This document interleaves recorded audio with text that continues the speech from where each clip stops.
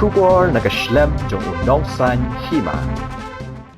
Ka Hito Mobakhon area hakalai tarik urisau arhajar aphoar hapo ka Jingïarap usam lapoi bhasuyam President bat uniki dekhar gilalet banno senyang dakasong pisa syakaying jongki Khunswet kibadon hapo ka Shnong bat yau baduna Dkhot men kat bala laibor ibarit jongki Hagani kasngi nakaliang kaseng kala ai ka jingkermen yagini ki parado parasnam bakim dei banlong ki basngau kutlan namar ba kum kaseng hi kandon ringkan bat ki haga jingai lenti jongki bat yai karshan ru yaki kat bakala laibor nang ne shakman ka seng hi kumbala tep kabayeng haka nongrem ban shakri bat kentiu ya kalawe ki khun ki hajar jong ka jait benriu kanang wat ikilat ki lenti ban ai Jingïarap yaki parado parasnam hakanu kanu ka benta katkum bakala laibor jongka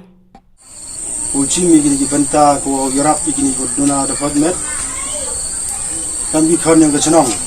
da to poi biang ini hai ni langung wa chemile kang wi ni man pa Duna de Dkhot met te sibon kita gijing em kam wa pa yi em kita gijing Duna torde kita keman bro temem kita wahe wapat kam gini kami bahal ni Jingïarap tuyatan kinong mikmat kam tan le mem pat benia gi kam gini i kam ka sai ne themban se hab yeng chat ikti gengi wapat kam gini ki benta ta kwa ai go chim gini ki benta ko Jingïarap kat khadi wayo agat kum gaseng upuniu kam gadak ko Jingïarap ibru di khon yang Shnong we me Duna hitambun dai do ai cha ta chwa lai cha khamat u chim me kam ga sanjam ko Jingïarap kat khon wayo agat kum di Dkhot yang gaseng kanu